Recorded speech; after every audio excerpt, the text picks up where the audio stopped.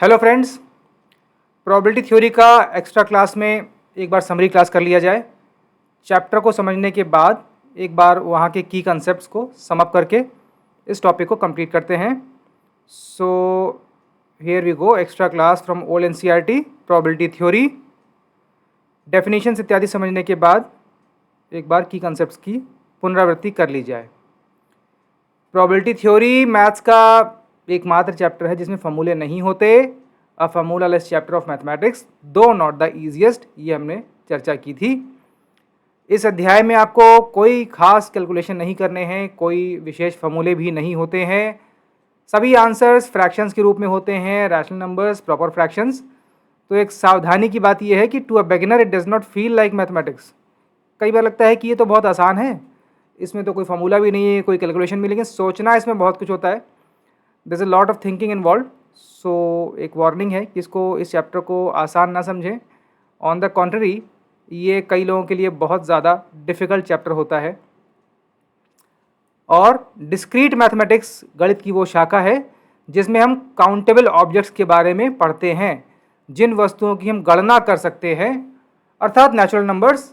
Discrete mathematics is a branch of mathematics dealing with countable और distinct objects. A useful concept is probability, which is an attempt to predict future. Probability theory में हम किसी भी घटना के घटित होने की या ना होने की सर्टेनिटी को ऑब्जेक्टिवली न्यूमेरिकली जानना चाहते हैं। इसलिए ये एक बहुत ही इम्पॉर्टेंट कंसेप्ट है मैथमेटिक्स का, जिसका स्टैटिस्टिक्स अर्थात सांख्यिकी से भी गहरा रिलेशन है। Probability is a concept, it is an attempt to predict future. हम कई इवेंट्स करते हैं, कई एक्सपेरिमेंट्स करते हैं, और कुछ हमारे डिज़ायर्ड आउटकम्स होते हैं या डिज़ायरेबल आउटकम्स होते हैं, उनकी हम संभावना या प्रायिकता जानना चाहते हैं मैथमेटिकली। तो उसके लिए उसकी सिस्टमैटिक स्टडी को हम प्रोबेबिलिटी के कंसेप्ट के जरिए पढ़ते हैं। हिंदी में इसको कहते हैं प्रायिकता का सिद्धांत। It has close relation with statistics. कुछ कीवर्ड्स हैं इसमें। रैंडम एक्सपेरिमेंट्स किए जाते हैं। ये वो एक्सपेरिमेंट होते हैं जिनमें कोई बायस या कोई पक्षपात नहीं होता है और किसी प्रकार का कंट्रोल करने की इच्छा नहीं होती है। रैंडम सिलेक्शन या रैंडम इवेंट्स, एब्सेंस ऑफ बायस और कंट्रोल। बायस और कंट्रोल की वजह से idea of probability becomes irrelevant. तो बायस या कंट्रोल को हटाना ज़रूरी है। रैंडम को हिंदी में कहते हैं यादृच्छिक। यादृच्छिक मतलब जैसी इच्छा हो, यदि इच्छिक जैसा कुछ, ये इसका संधि विच्छेद होगा। Random selection, random experiments. अच्छा, रैंडमनेस का साइंस में बड़ा महत्व है। हायर फिजिक्स में आप जाके पढ़ेंगे आगे, रैंडमनेस के बारे में काफ़ी डिटेल्ड डिस्कशन होता है हायर फिजिक्स में। और फिजिक्स में कंसेप्ट आता है entropy. It has an important role in nature. It will be studied in higher physics. कक्षा 12 में शायद ये चीज़ आती है। तो चीज़ें देखिए कहीं ना कहीं जुड़ी हैं, गणित और विज्ञान। दरअसल विज्ञान की जो रेलगाड़ी है वो गणित की पटरी पे दौड़ती है, स्पेशली फिजिक्स के लिए। इक्वली लाइकली इवेंट्स क्या होते हैं? जिनमें बायस नहीं होता है, वो घटनाएं जिनको एक बराबर रूप से चयनित किया जाना चाहिए। इक्वली लाइकली इवेंट, कोई बीच में भेदभाव नहीं होता है, दे आर फ्री फ्रॉम बायस। हम कहते हैं अनबायस्ड कॉइन को उछालना। अनबायस्ड मतलब ये वो कॉइन होता है जिसका हेड और टेल इवनली बैलेंस्ड होता है, इनमें कोई प्रेफरेंस नहीं होती है। सिक्का उछालने के बाद जो आउटकम आए वो हमें एक्सेप्टेबल होता है। अनबायस्ड कॉइन या अनबायस्ड डाई या बैलेंस डाई, जो पासा होता है जिससे हम लोग लूडो खेलते हैं, पासा, उसका बैलेंस इस प्रकार से होता है कि उसके 6 के 6 फलक या पृष्ठ एक बराबर संभावित रूप से गिरते हैं जब उसको उछाला जाता है रैंडमली।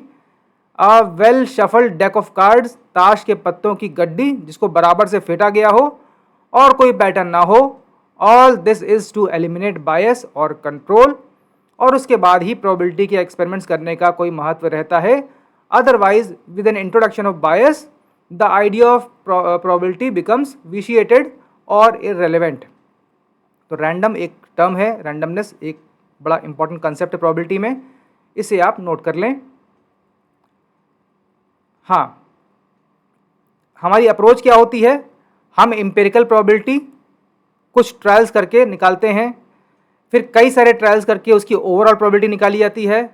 ये होती है एनालिसिस ऑफ पास्ट डेटा। उसके आधार पे हम फ्यूचर की प्रोबेबिलिटी की एक्सपेक्टेंसी निकालते हैं। मतलब अतीत में किए गए एक्सपेरिमेंट्स के आधार पर जो प्रोबेबिलिटी आई उसके आधार पर भविष्य में होने वाली संभावनाओं की गणना की जाती है। तो analysis of past data leads to future expectancy. यहाँ पे मैंने एक कोटेशन लिखा है जो दरअसल मेरे फेवरेट धारावाहिक महाभारत का शीर्ष गीत है, सीख हम बीते युगों से नए युग का करें स्वागत। ये कहीं ना कहीं स्टैटिस्टिक्स और प्रोबेबिलिटी वाली विचारधारा है कि पास्ट डेटा की एनालिसिस करके फ्यूचर को as close as possible, fairly approximately if not exact हम प्रेडिक्ट करने की इच्छा रखते हैं। इसीलिए प्रोबेबिलिटी के चैप्टर का बड़ा महत्व है। सीख हम बीते युगों से नए युग का करें स्वागत। स्टैटिस्टिक्स में भी यही किया जाता है, पास्ट डेटा को पढ़ के फ्यूचर की ट्रेंड एनालिसिस या प्रेडिक्टिव एनालिसिस की जाती है। ये हमने स्टैटिस्टिक्स वाले चैप्टर में सीखा था, कई सारे क्वेश्चन किए थे, याद कीजिए। एनरोलमेंट रेशियो वाला क्वेश्चन। इसके बाद probability is 1 for events which are certain. जो इवेंट्स होना अवश्यम भावी या सर्टेन है उनकी प्रोबेबिलिटी 1 डिफाइन की जाती है, 100%। जैसे कि example, when an integer is rolled integer when die is rolled। अगर किसी पासे को रोल किया जाए या उछाला जाए तो इंटीजर आने की प्रोबेबिलिटी 1 है, क्योंकि श्योर शॉर्ट है कि 1 से 6 में जो भी आएगा वो इंटीजर ही होता है। तो this is a certain event. ऐसी घटनाओं को सर्टेन घटनाएं इवेंट कहा जाता है। और प्रोबेबिलिटी 0 उन घटनाओं के लिए होती है जो इम्पॉसिबल इवेंट्स हैं। For example, probability of multiple of 10 when die is rolled. जब डाई को आप रोल करेंगे, पासे को रोल करेंगे तो 1 2 3 4 5 6 में से ही कोई संख्या आएगी, और ऐसा कभी नहीं होगा कि 10 में 10 की कोई मल्टीपल आ जाए। इसलिए मल्टीपल ऑफ 10 आना असंभव है, इसलिए ये एक इम्पॉसिबल इवेंट है। इसकी प्रोबेबिलिटी 0 कही जाती है। इस बात को बेहतर समझने के लिए एक छोटा सा प्रश्न कर लिया जाए। उदाहरण के तौर पर, identify following events as per the table given. पहले कॉलम में है इवेंट का डिस्क्रिप्शन, दूसरे में आपको बताना है प्रोबेबिलिटी 0 होगी या 1 होगी, और तदनुसार आप बताएंगे ये इवेंट इम्पॉसिबल है या सर्टेन है। पहला इवेंट है, a rational number comes on rolling a die. एक पासे को उछालने पर एक परिमेय संख्या का आना, इसकी प्रोबेबिलिटी क्या होगी ये आपको बताना है, ये होमवर्क है। सन सेटिंग इन वेस्ट, इस घटना की प्रोबेबिलिटी क्या होगी और ये किस प्रकार की इवेंट है, इम्पॉसिबल है या सर्टेन है। A negative number comes on rolling a die, एक पासे को फेंकने पर ऋणात्मक संख्या आएगी, इसकी प्रोबेबिलिटी क्या है। ये आप थोड़ा सोचिए और खुद से इस होमवर्क को कीजिए ताकि आप प्रोबेबिलिटी 1 और 0 का थ्योरेटिकल कंसेप्ट समझ पाएँ, impossible events and certain events. ये बहुत ही बेसिक कंसेप्ट है। आगे बढ़ते हैं। MEE events, mutually exclusive and exhaustive events. जब भी हम कोई ट्रायल करते हैं तो कई सारी घटनाओं की, कई सारी इवेंट्स की प्रत्याशा होती है। अलग अलग इवेंट्स, ये वो इवेंट्स होती हैं जो मिलके सभी संभावनाओं को कवर करती हैं और इनमें आपस में कोई ओवरलैप नहीं होता है। ये इवेंट्स म्यूचुअली एक्सक्लूसिव भी होती हैं और एग्जॉस्टिव भी होती हैं। एक्सक्लूसिव मतलब एक्सक्लूड करना, कुछ भी कॉमन ना हो, एक्सक्लूसिव हैं।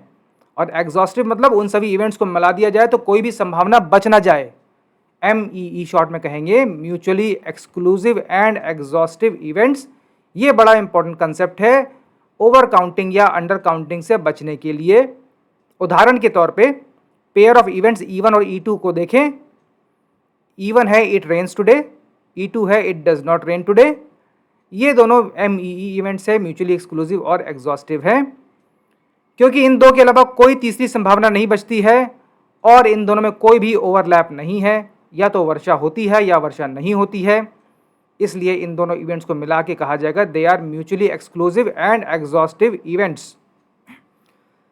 अगला एग्जाम्पल है mutually exclusive and exhaustive events का। अगला एग्जाम्पल है, batsman makes a century, batsman does not make a century. Of course इन दो के अलावा कोई और संभावना नहीं होगी। कोई बल्लेबाज या तो शतक बनाएगा या नहीं बनाएगा, 99 के फेर में पड़ जाएगा, जैसा कई बार सचिन तेंदुलकर के साथ भी हुआ है और दिग्गज बल्लेबाजों के साथ भी होता है। तो या तो बल्लेबाज सेंचुरी बनाएगा या नहीं बनाएगा, इसके अलावा कोई तीसरी संभावना नहीं है।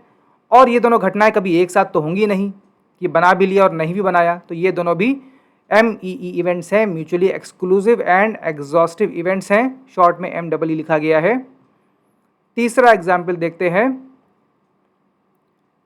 Event 1, an even number comes on die rolling. E2 है, prime number comes on die rolling. एक पासे को फेंकने पर एक सम संख्या आती है इवेंट 1, और एक पासे को फेंकने पर अभाज्य संख्या आती है इवेंट 2। ध्यान दें, ये दोनों MEE इवेंट्स नहीं हैं, they are not mutually exclusive and exhaustive, क्योंकि 1 कैन कम, पासे को उछालने पर 1 भी आ सकता है, जो कि ना ही इवन नंबर है ना ही प्राइम नंबर है। तो एक तीसरी संभावना आ खड़ी हुई, अर्थात E1 और E2 ने सभी संभावनाएं कैप्चर नहीं की, therefore they are not exhaustive. On the other side 2 can come which is both even and prime.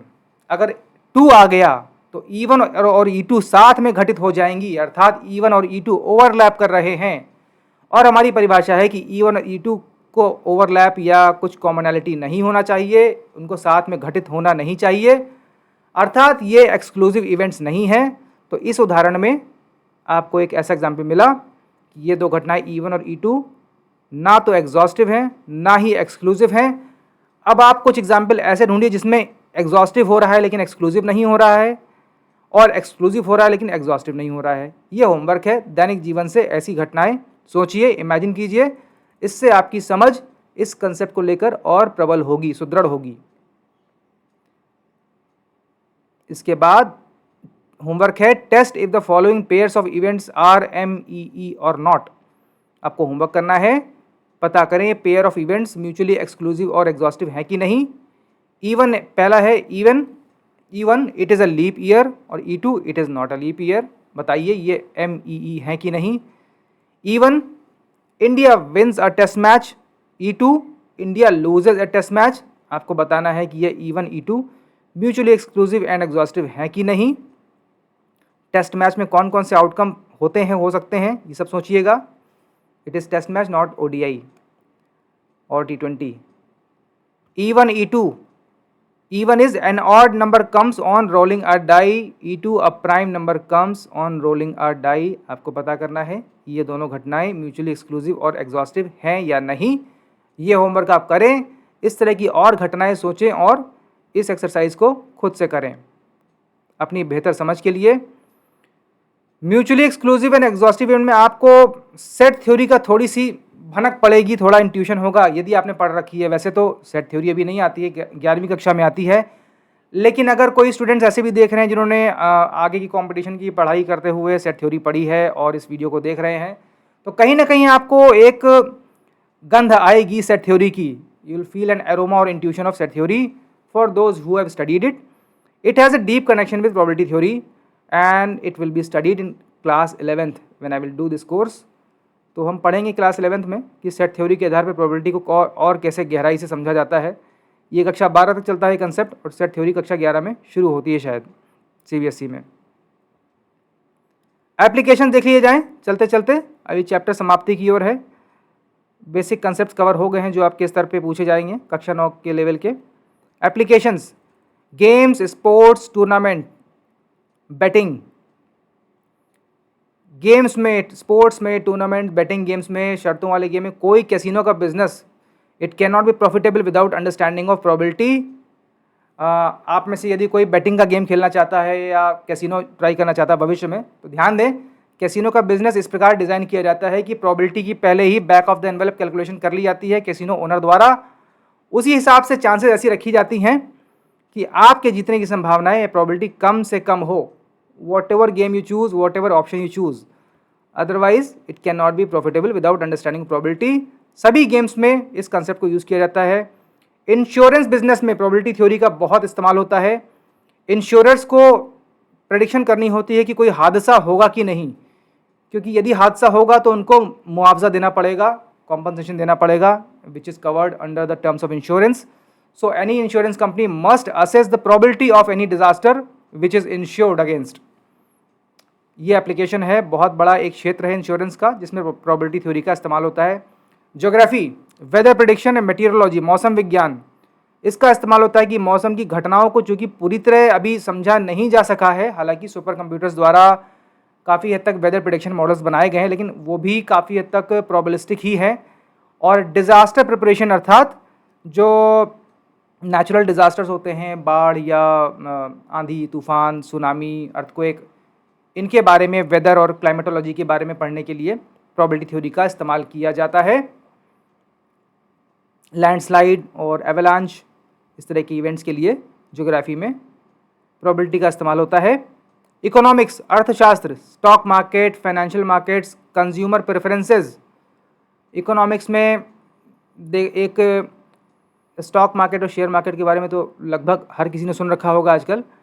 उसमें कोई भी स्टॉक या कोई भी फाइनेंशियल रिकॉर्ड्स किस तरह वेरी करेंगे, फ्यूचर में उनका ट्रेंड क्या रहेगा, कई सारे वेरिएबल्स होते हैं, कई सारे फैक्टर्स होते हैं, उनको कांस्टेंट मानते हुए एक फेयरली प्रोबेबिलिटी की गणना की जाती है। कंज्यूमर प्रेफरेंसेस, कोई नई इकोनॉमिक पॉलिसी लानी है या कोई नया बिजनेस आइडिया लॉन्च होना है, कोई नया स्टार्टअप आइडिया कंज्यूमर्स द्वारा कैसे लिया जाएगा, इसकी प्रोबेबिलिटी की गणना पहले की जाती है, मार्केट रिसर्च की जाती है, तो यहाँ प्रोबेबिलिटी थ्योरी का इस्तेमाल होता है। साइकोलॉजी, मनोविज्ञान, जहाँ पे कई सारे एक्सपेरिमेंट्स किए जाते हैं। साइकोलॉजी काफ़ी हद तक वैज्ञानिक कला का विषय है। Even though it is a humanity subject, it has quite a strong scientific underpinnings. Human behaviour and individual and groups, individual व्यवहार और समाज में, ग्रुप में कई सारे जो लोगों के व्यवहार होते हैं उनको प्रोबेबिलिटी के आधार पे अध्ययन किया जाता है। कई सारे सोशल एक्सपेरिमेंट्स कराए जाते हैं। कई सारी थ्योरीज़ हैं साइकोलॉजी में जो आप में से जो लोग पढ़ेंगे वो जानेंगे कि प्रोबेबिलिटी का यहाँ पे किस प्रकार एप्लीकेशन होता है। Medical sciences, accuracy of medical test and testing machines, false alarm detection, diagnosis and prognosis. Diagnosis अर्थात जो बीमारी है उसके बारे में जानना, और प्रोग्नोसिस अर्थात जो बीमारी आ सकती है उसकी भविष्यवाणी करना या प्रेडिक्शन करना। प्रो मतलब आगे होता है, तो अंग्रेजी के शब्द भी सीखते चलिए गणित के साथ। It is a good idea to learn English while reading science, physics, chemistry, maths. मैंने तो ऐसे ही किया था। मेडिकल साइंस में हम किसी भी मेडिकल टेस्ट की एक्यूरेसी की प्रेडिक्शन भी प्रोबेबिलिटी के आधार पर कर सकते हैं। कई बार फॉल्स अलार्म्स मिलते हैं। फॉल्स अलार्म्स अर्थात कि किसी का टेस्ट पॉजिटिव आ गया फिर भी वो बीमार नहीं था। मशीन्स की एरर को निकाला जाता है, ढूंढा जाता है, ताकि हमारे सटीक प्रेडिक्शंस हों, उसके आधार पर सही कोर्स ऑफ मेडिकल ट्रीटमेंट लिया जाए, क्योंकि मेडिकल साइंस का सीधा रिलेशन ह्यूमन लाइफ से है। इसलिए यहाँ भी प्रोबेबिलिटी का एप्लीकेशन बहुत ही क्रूशियली और बहुत ही इंपॉर्टेंट तरीके से किया जाता है। Political science, study of voter behaviour and election statistics. एक और शब्द है अंग्रेजी का, चुनाव विज्ञान, सेफोलॉजी, इसमें पी साइलेंट है।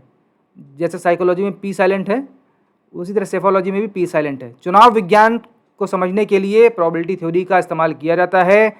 वोटर का क्या व्यवहार रहेगा, किस जगह किस प्रकार लोग वोट करेंगे, और इलेक्शन की स्टैटिस्टिक्स में कौन सा कैंडिडेट आगे रहेगा, पीछे रहेगा, इसकी गणना में भी प्रोबेबिलिटी का इस्तेमाल किया जाता है। क्योंकि election statistics by and large mathematical होते हैं, काफ़ी हद तक उनको मैथमेटिकली और ज्योग्राफिकली मैप किया जाता है, तो उसकी प्रोबेबिलिटी के आधार पर गणना करना संभव होता है। ये भी बड़ा इम्पॉर्टेंट क्षेत्र है पॉलिटिकल साइंस में, सेफोलॉजी, जिसे आगे कक्षा 12 में शायद आप लोग पढ़ें, जो आप लोग कला संकाय लेंगे। Commonly use terms like calculated risk have roots in probability theory. Calculated risk, fair estimate, guesstimate, leap of faith, ये सारे जो प्रचलित मुहावरे लोकोक्तियाँ हैं या जो टर्म्स हम आम बोलचाल में यूज़ करते हैं, इसमें कहीं ना कहीं प्रोबेबिलिटी से वास्ता है इनका। भाई देखिए, कैलकुलेटेड रिस्क में क्या कैलकुलेट किया जा रहा है? दरअसल वो प्रोबेबिलिटी की कैलकुलेशन हो रही है कि कोई खतरा है कि नहीं है, कितना है, सफलता की चांस है कि नहीं है। तो यहाँ पे जो कैलकुलेटेड शब्द है वो कहीं ना कहीं प्रोबेबिलिटी की तरफ इशारा करता है। तो ये था प्रोबेबिलिटी थ्योरी का अध्याय, जिसको मैंने एक्स्ट्रा क्लास के तौर पे कवर किया है। इसको आप पढ़ें, बहुत ही अच्छा चैप्टर है, बहुत ही अच्छा कंसेप्ट है, वाइडली यूज्ड है और आगे तक चलता रहेगा। और गणित के बहुत टफ क्वेश्चन यहाँ से बनते हैं। और इन द एंड, जिसको अगर इस क्षेत्र में थोड़ा और आनंद आ रहा हो पढ़ने में, तो एक किताब है जो मैं सजेस्ट करना चाहूँगा, fooled by randomness by one of my favourite authors, Nassim Nicholas Taleb, hidden role of chance in life and in the markets. ये किताब आप पढ़ें।